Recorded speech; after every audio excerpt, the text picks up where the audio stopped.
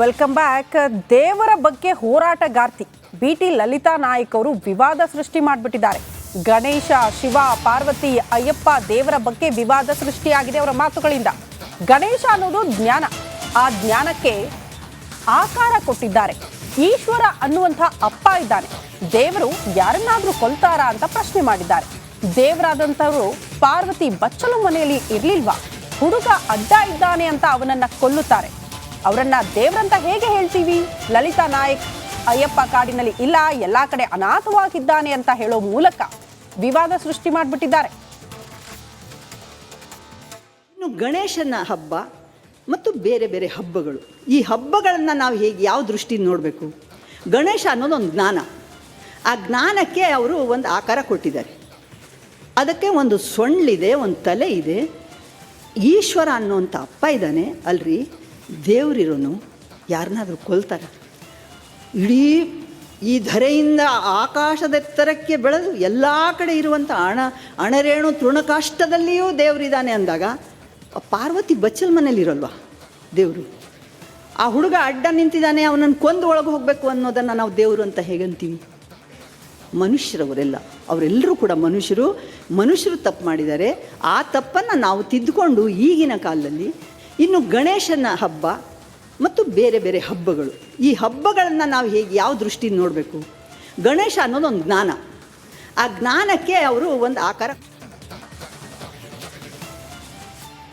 ಯಾವ ಸಂದೇಶ ಅಂತ? ಇವರ ಮಗ ಅಂಬೇಡ್ಕರ್ ಅವರ ಪುತ್ಥಳಿಗೆ ಎಣ್ಣೆ ಅಭಿಷೇಕ ಮಾಡಿದ್ದ. ಖರಾಬು ಆಯ್ತಾ? ಫಸ್ಟ್ ಮನೇಲಿ ಸರಿ ಮಾಡೋದು. ಹೌದು, ಆಯ್ತಾ? ಇನ್ನೊಂದು, ಈ ಗಣೇಶನ ಬಗ್ಗೆ, ಶಿವನ ಬಗ್ಗೆ ನಿಮ್ಗೆ ಗೊತ್ತಿರ್ಬೋದು, ಚಂದ್ರಯಾನ ಹೋದಾಗ ಅಲ್ಲಿಗೊಂದು ಹೆಸರಿಟ್ವಿ ನಾವು, ಶಿವಶಕ್ತಿ. ಹೌದು. ಸೈನ್ಸು ಮತ್ತು ಸನಾತನ ಧರ್ಮ ಇದಕ್ಕಿರುವಂಥ ಲಿಂಕ್ ಇದೆಯಲ್ಲ, ಬಹುಶಃ ತುಂಬ ಜನರಿಗೆ ಅದು ಅರ್ಥ ಆಗಲ್ಲ. ಅದು ಬಿಗ್ ಬ್ಯಾಂಗ್ ಥಿಯರಿ ಅಂತ ಆಗತ್ತೆ. ಅದೇ ಹಿಂದೂ ಧರ್ಮದಲ್ಲಿ ಅದನ್ನು ಮಹಾಲಯ ಅಮಾವಾಸ್ಯೆ ಅಂತ ಕರೀತಾರೆ. ಗಣೇಶನ ಆಕಾರ ಅನ್ನೋದಿದೆಯಲ್ಲ, ಶಿವಶಕ್ತಿ ಒಂದು ಫೋರ್ಸ್ ಉಂಟಾದಾಗ, ಅಂದರೆ ಬಿಗ್ ಬ್ಯಾಂಗ್ ಉಂಟಾದಾಗ ಒಂದು ಆಕಾರ ಉಂಟಾಗತ್ತಂತೆ. ಅದು ಸೊಂಡಿಲ ಆಕಾರ ಇರುತ್ತೆ. ಅಂದರೆ ಒಂದು ನೋಡಿದವ್ರಿಗೆ, ಅಂದರೆ ಆ ಟೈಮಲ್ಲಿ ಜನರು ಇರೋದಿಲ್ಲ, ಋಷಿಮುನಿಗಳು ನಂತರ ಅದನ್ನು ತಮ್ಮ ತಪಶಕ್ತಿಯಿಂದ ನೋಡೋದು. ಒಂದು ಏನು ದೊಡ್ಡ ಆಕಾರ, ಧೂಮ್ರವರ್ಣ ಅಂತ ಕರೀತಾರೆ, ಧೂಮ್ರವರ್ಣ ಅಂತೇಳಿ, ಧೂಳಿನ ಆಕಾರದಲ್ಲಿ ಕಾಣುತ್ತಂತೆ. ಅದು ಗಣಪತಿ ಆಕಾರದಲ್ಲಿ ಇತ್ತು, ಅಂದರೆ ಆ ಥರ ಆಕಾರದಲ್ಲಿತ್ತು. ಅದಕ್ಕೆ ವಕ್ರತುಂಡ ಮಹಾಕಾಯ ಸೂರ್ಯಕೋಟಿ ಸಮಪ್ರಭ, ಅಂದರೆ ಬ್ರಹ್ಮಾಂಡದಲ್ಲಿ ಸೂರ್ಯಕೋಟಿ ಇದೆ. 1900 ತನಕ ನಮಗೆ ಭೂಮಿ ಮಿಲ್ಕಿ ವೇ ಬಿಟ್ಟರೆ ಬೇರೆ ಗ್ಯಾಲಾಕ್ಸಿನೇ ಇಲ್ಲ ಅಂತ ಅಂದ್ಕೊಂಡಿದ್ವಿ ನಾವು. ಆಮೇಲೆ ಗೊತ್ತಾಯಿತು ಮಿಲ್ಕಿ ವೇ ಒಂದು ಸಣ್ಣ ಗ್ಯಾಲಾಕ್ಸಿ ಬ್ರಹ್ಮಾಂಡದಲ್ಲಿ ಅಂತ ನಿರಂತರವಾಗಿ ಗೊತ್ತಾಗ್ತಾ ಹೋಯಿತು. ಆಯಿತಾ? ಆಮೇಲೆ ಯಾವುದೇ ದೇವರುಗಳನ್ನೆಲ್ಲ ಅದನ್ನು ಅರ್ಥ ಮಾಡಿಸೋದಷ್ಟೇ. ಹಿಂದೂ ಧರ್ಮ ಅಂದರೆ ಏನು? ನಿಜವಾಗಿ ಬ್ರಹ್ಮಾಂಡ ಹೆಂಗೆ ಸೃಷ್ಟಿ ಆಯಿತು, ಬ್ರಹ್ಮಾಂಡ ಸೃಷ್ಟಿಯ ರಹಸ್ಯಗಳನ್ನು ವೇದಗಳಲ್ಲಿ ಯಾವ ರೀತಿ ಹೇಳಲಾಗಿದೆ, ಉಪನಿಷತ್ತುಗಳಲ್ಲಿ ಯಾವ ರೀತಿ ಹೇಳಲಾಗಿದೆ, ಸರಳವಾಗಿ ಅದನ್ನು ಚಿಕ್ಕ ರೀತಿಯಲ್ಲಿ ಹೇಳ್ತಾ ಹೋಗ್ಬೋದು. ಶಿವ ಮತ್ತು ಪಾರ್ವತಿ ನೋಡಿ, ಗಣಪತಿ ಹೆಂಗೆ ಹುಟ್ಟದ, ಮಣ್ಣಲ್ಲಿ ಹುಟ್ಟದ ಅಂತ ಹೆಂಗೆ ಹೇಳ್ತಾರೆ ಅಂದರೆ, ಶಿವ ಪಾರ್ವತಿ ಅದು ಎಕ್ಸ್ಪ್ಯಾಂಡ್ ಆಗುತ್ತೆ, ಬ್ರಹ್ಮಾಂಡ ಎಕ್ಸ್ಪ್ಯಾಂಡ್ ಆದಾಗ ಅಲ್ಲಿ ನಡುವಲ್ಲಿ ಒಂದು ಆಕಾರ ಉಂಟು. ಫಸ್ಟು ಯಾವುದಾದ್ರೂ ಆಕಾರ ಜಗತ್ತಿನಲ್ಲಿ ಅಂದರೆ ಬ್ರಹ್ಮಾಂಡದಲ್ಲಿ ಕಂಡಿದ್ರೆ ಅದು ಗಣಪತಿ. ಹಾಗಾಗಿ ಆತನಿಗೆ ಅಗ್ರ ಪೂಜೆ. ಹೌದು, ಮೊದಲ ಪೂಜೆ. ಮಹಾಲಯ ಅಮಾವಾಸ್ಯೆ ಅಂದ್ರೆ ಬಿಗ್ ಬ್ಯಾಂಗ್ ಡೇ, ಅಂದ್ರೆ ನಮ್ಮ ಪೂರ್ವಜರು ಅನ್ನೋ ಕಾರಣಕ್ಕಾಗಿ. ನೀವು ನೋಡಿ ಹೆಂಗ್ ಸಿಸ್ಟಮ್ ಅಲ್ಲಿ ಬರುತ್ತೆ ಅಂತೇಳಿ, ನೀವು ಬ್ಲ್ಯಾಕ್ ಇಯರ್ಸ್ ಅಂತ ಬರುತ್ತೆ, ಇಲ್ಲಿ ನಮ್ಮ ನಿಮಗೆ ಫಿಸಿಕ್ಸ್ ಗೊತ್ತಿದ್ದವ್ರಿಗೆ ಗೊತ್ತಿರುತ್ತೆ. ಬ್ರಹ್ಮಾಂಡ ಸೃಷ್ಟಿ ಆಯಿತು, ಬಿಗ್ ಬ್ಯಾಂಗ್ ಥಿಯರಿ ಆಯಿತು. ಬಿಗ್ ಬ್ಯಾಂಗ್ ಥಿಯರಿ ಆದ ನಂತರ ಒಂದು ದೊಡ್ಡ ಆಕಾರ ಕಾಣಿಸ್ತು, ಅದನ್ನು ನಾವು ಮಹಾಗಣೇಶ ಅಂತ ಕರಿತೀವಿ. ಆಗ ಬ್ರಹ್ಮಾಂಡ ಒಂದು ಹಂತಕ್ಕೆ ಬರುತ್ತೆ ಗಣೇಶ ಚತುರ್ಥಿ ಅಂತ ಕರಿತೀವಿ ಅದನ್ನು. ಅದಾದ ನಂತರ ನವರಾತ್ರಿ ಬರುತ್ತೆ. ನವರಾತ್ರಿ ಟೈಮಲ್ಲಿ ಈಗಲೂ ಇದೆ, ಇಷ್ಟು ನೀವು ತೆಗೆದು ನೋಡಿ ಬೇಕಿದ್ರೆ ಯೂನಿವರ್ಸ್ ಹೆಂಗೆ ಅಂತೇಳಿ. ಕತ್ತಲು, ಎಲ್ಲ ಕಡೆ ಕತ್ತಲಿರುತ್ತೆ, ಅದನ್ನು ನವರಾತ್ರಿಗಳು ಅಂತ ಕರೆಯಲಾಗುತ್ತೆ. ಆ ಬ್ರಹ್ಮಾಂಡದಲ್ಲಿ ಆದಂಥ ಚೇಂಜಸ್ ಇದೆಯಲ್ಲ, ಅದನ್ನು ಚಂಡಮುಂಡ ಅದೆಲ್ಲ ಅಲ್ಲಾಗಿರುವಂಥದ್ದು, ಭೂಮಿ ಮೇಲೆ ಆಯಿತು ಅಂತಲ್ಲ ಅದು. ಆ ನಂತರ ಬೆಳಕು ಕಾಣುತ್ತೆ, ದೀಪಾವಳಿ ಆಚರಣೆ ಮಾಡ್ತೀವಿ ನಾವು. ಇದೆಲ್ಲವೂ ನಿರಂತರವಾಗಿ ಬ್ರಹ್ಮಾಂಡದಲ್ಲಿ ಆದಂಥ ಕಥೆಗಳನ್ನು ಮನುಷ್ಯರಿಗೆ ಸಮೀಕರಿಸಿ ಹೇಳಿದ್ದು. ರಾಜ ರವಿವರ್ಮ ಬರೋ ತನಕ ಆಕಾರನೇ, ಫೋಟೋನೇ ಇರಲಿಲ್ಲ ದೇವರುಗಳಿಗೆ ಫೋಟೋನೇ ಇರಲಿಲ್ಲ. ಆಮೇಲೆ ಮನುಷ್ಯ ದ್ವೈತ, ಅದ್ವೈತ, ವಿಶಿಷ್ಟ ಅದ್ವೈತ ತತ್ವಗಳು ಬರ್ತಾ ಹೋಗುತ್ತೆ. ಶಂಕರಾಚಾರ್ಯರು ಬಂದ ನಂತರ ಹೇಳ್ತಾರೆ ತತ್ವಮಸಿ, ನಾನು ನೀನು ಬೇರೆ ಅಲ್ಲ ಅನ್ನೋ ರೀತಿಯಲ್ಲಿ ಭಗವಂತ ನಾನು ಬೇರೆ ಅಲ್ಲ. ಹೇಗೆ ಅಂತಂದ್ರೆ ನಿಮ್ಗೆ ಗೊತ್ತಿದೆ ಭೂಮಿಯಲ್ಲಿ 70% ನೀರಿದೆ, ಹೌದು. ಮನುಷ್ಯನೊಳಗೆ 70% ನೀರಿದೆ. ಭೂಮಿಯಲ್ಲಿ ಏನೆಲ್ಲ ಇದೆ ಪಂಚಭೂತಗಳು ನಿನ್ನೊಳಗೆ ದೇಹದಲ್ಲೂ ಇದೆ. ಕಬ್ಬಿಣ ಹೊರಗಿದೆ ಒಳಗೂ ಇದೆ, ಏನು ಸುಣ್ಣ ಹೊರಗೂ ಇದೆ ಒಳಗೂ ಇದೆ, ಕ್ಯಾಲ್ಸಿಯಂ ಹೊರಗೂ ಇದೆ ಒಳಗೂ ಇದೆ. ಇದು ಸಿಸ್ಟಮ್. ಅದನ್ನ ಆಯಾ ಕಾಲಕ್ಕೆ ಸರಳವಾಗಿ ಹೇಳ್ತಾವೆ. ನಾವು ಯಾವುದೋ ಒಂದು ಸೈಡನ್ನು ಅದು ಹೆಂಗೆ ಅಂತಂದ್ರೆ ಹೇಳ್ಬಿಡ್ತೀನಿ ಬ್ರೇಕಿಂಗಿಂತ ಮೊದಲು ಕೆಲವರಿಗೆ ಯಾಕೆ ಅರ್ಥ ಆಗೋದಿಲ್ಲ ಅಂದ್ರೆ ನೀವೊಂದು ಪಿಕ್ಚರ್ ಟಾಕೀಸ್ಗೆ ಹೋಗ್ತೀರಂತೆ. ಪಿಕ್ಚರ್ ಟಾಕೀಸ್ಗೆ ಹೋದಾಗ ಒಂದು ಅಜ್ಜಿಗೆ ಎಲ್ಲರೂ ಹೊಡಿತಾ ಇರ್ತಾರಂತೆ. ಪಿಕ್ಚರ್ ಟಾಕೀಸ್ಗೆ ಹೋದಾಗ ಬ್ರೇಕ್ನ ನಂತರ ಅಜ್ಜಿಗೆಲ್ಲರೂ ಹೊಡಿತಾ ಇರ್ತಾರೆ. ನಿಮ್ಗೇನಾಗುತ್ತೆ ಒಂದು ಅಜ್ಜಿ ಕೊಡ್ದಾಗ ಎಲ್ಲರೂ ಅಯ್ಯೋ ಅನ್ಸುತ್ತಲ್ವಾ? ಟಾಕೀಸಲ್ಲಿ ಇದ್ದವರೆಲ್ಲ ಕ್ಲಾಪ್ ಹೊಡಿತಾ ಇರ್ತಾರಂತೆ, ವಾ ವಾ ವಾ ವಾ ವಾ ಅಂತ.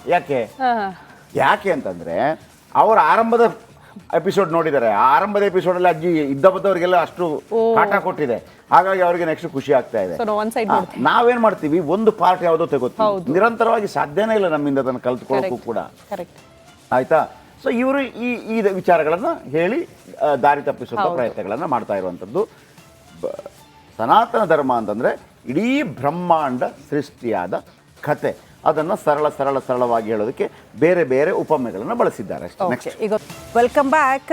ದೇವರ ಬಗ್ಗೆ ಹೋರಾಟಗಾರ್ತಿ BT ಲಲಿತಾ ನಾಯಕ್ ಅವರು ವಿವಾದ ಸೃಷ್ಟಿ ಮಾಡಿಬಿಟ್ಟಿದ್ದಾರೆ. ಗಣೇಶ, ಶಿವ, ಪಾರ್ವತಿ, ಅಯ್ಯಪ್ಪ ದೇವರ ಬಗ್ಗೆ ವಿವಾದ ಸೃಷ್ಟಿಯಾಗಿದೆ ಅವರ ಮಾತುಗಳಿಂದ. ಗಣೇಶ ಅನ್ನೋದು ಜ್ಞಾನ, ಆ ಜ್ಞಾನಕ್ಕೆ ಆಕಾರ ಕೊಟ್ಟಿದ್ದಾರೆ. ಈಶ್ವರ ಅನ್ನುವಂಥ ಅಪ್ಪ ಇದ್ದಾನೆ, ದೇವರು ಯಾರನ್ನಾದ್ರೂ ಕೊಲ್ತಾರಾ ಅಂತ ಪ್ರಶ್ನೆ ಮಾಡಿದ್ದಾರೆ.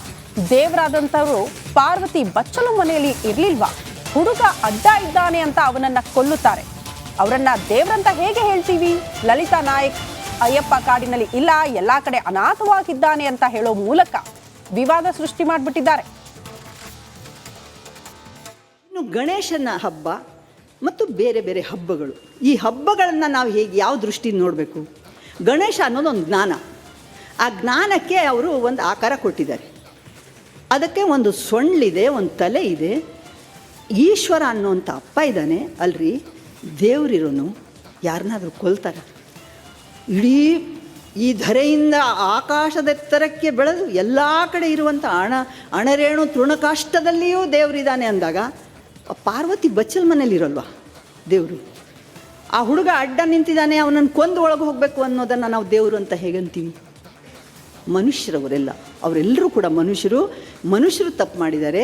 ಆ ತಪ್ಪನ್ನು ನಾವು ತಿದ್ದುಕೊಂಡು ಈಗಿನ ಕಾಲದಲ್ಲಿ ಇನ್ನು ಗಣೇಶನ ಹಬ್ಬ ಮತ್ತು ಬೇರೆ ಬೇರೆ ಹಬ್ಬಗಳು, ಈ ಹಬ್ಬಗಳನ್ನು ನಾವು ಹೇಗೆ ಯಾವ ದೃಷ್ಟಿಯಿಂದ ನೋಡಬೇಕು?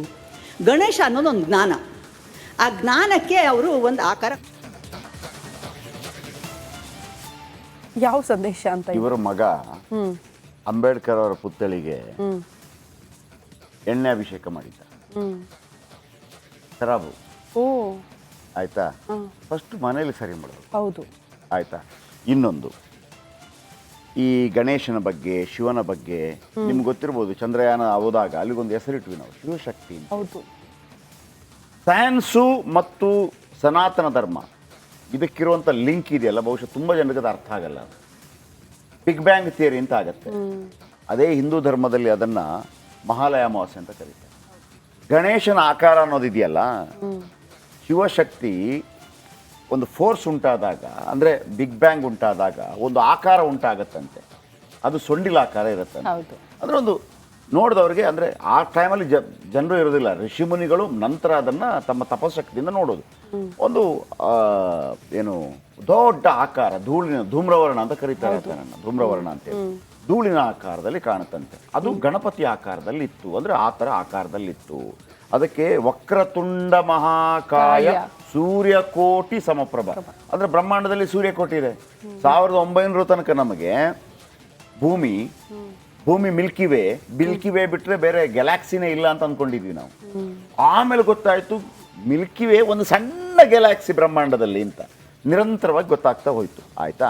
ಆಮೇಲೆ ಯಾವುದೇ ದೇವರುಗಳನ್ನೆಲ್ಲ ಅದನ್ನು ಅರ್ಥ ಮಾಡಿಸೋದಷ್ಟೇ.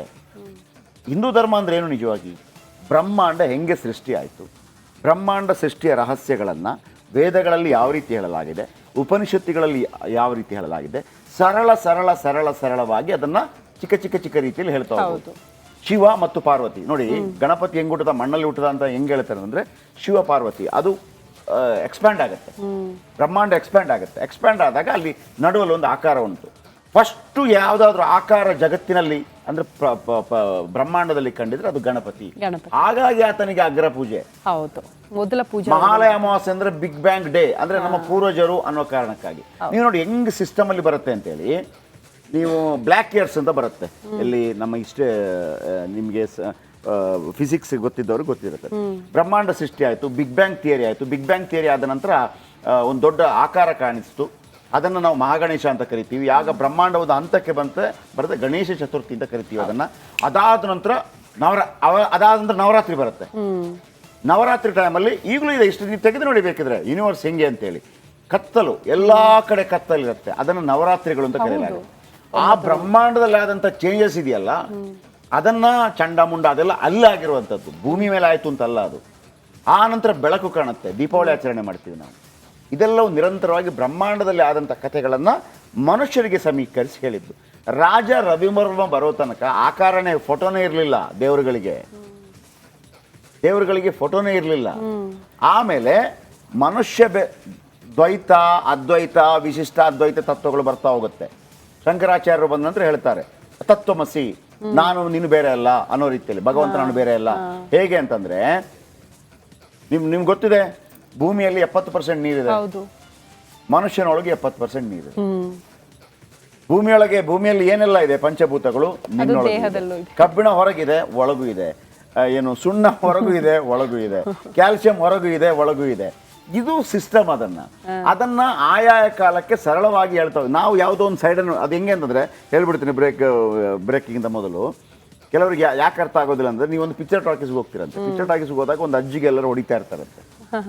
ಪಿಕ್ಚರ್ ಟಾಕೀಸ್ಗೆ ಹೋದಾಗ ಬ್ರೇಕ್ನ ನಂತರ ಅಜ್ಜಿಗೆಲ್ಲರೂ ಹೊಡಿತಾ ಇರ್ತಾರೆ. ನಿಮ್ಗೇನಾಗುತ್ತೆ, ಒಂದು ಅಜ್ಜಿ ಹೊಡೆದಾಗ ಎಲ್ಲರೂ ಅಯ್ಯೋ ಅನ್ಸುತ್ತಲ್ವಾ? ಟಾಕೀಸಲ್ಲಿ ಇದ್ದವರೆಲ್ಲ ಕ್ಲಾಪ್ ಹೊಡಿತಾ ಇರ್ತಾರಂತೆ, ವಾ ವಾ ವಾ ವಾ ವಾ ಅಂತ. ಯಾಕೆ ಅಂತಂದ್ರೆ ಅವರ ಆರಂಭದ ಎಪಿಸೋಡ್ ನೋಡಿದ್ದಾರೆ. ಆ ಆರಂಭದ ಎಪಿಸೋಡಲ್ಲಿ ಅಜ್ಜಿ ಇದ್ದವರಿಗೆಲ್ಲ ಅಷ್ಟು ಕಾಟ ಕೊಟ್ಟಿದೆ, ಹಾಗಾಗಿ ಅವರಿಗೆ ನೆಕ್ಸ್ಟ್ ಖುಷಿ ಆಗ್ತಾ ಇದೆ. ನಾವೇನ್ ಮಾಡ್ತೀವಿ, ಒಂದು ಪಾರ್ಟ್ ಯಾವುದೋ ತಗೋತೀವಿ, ನಿರಂತರವಾಗಿ ಸಾಧ್ಯನೇ ಇಲ್ಲ ನಮ್ಮಿಂದ ಅದನ್ನು ಕಲ್ತ್ಕೊಳ್ಳೋಕ್ಕೂ ಕೂಡ. ಆಯ್ತಾ? ಸೊ ಇವರು ಈ ವಿಚಾರಗಳನ್ನು ಹೇಳಿ ದಾರಿ ತಪ್ಪಿಸುವ ಪ್ರಯತ್ನಗಳನ್ನು ಮಾಡ್ತಾ ಇರುವಂಥದ್ದು. ಸನಾತನ ಧರ್ಮ ಅಂತಂದ್ರೆ ಇಡೀ ಬ್ರಹ್ಮಾಂಡ ಸೃಷ್ಟಿಯಾದ ಕತೆ. ಅದನ್ನು ಸರಳವಾಗಿ ಹೇಳೋದಕ್ಕೆ ಬೇರೆ ಬೇರೆ ಉಪಮೆಗಳನ್ನು ಬಳಸಿದ್ದಾರೆ. ನೆಕ್ಸ್ಟ್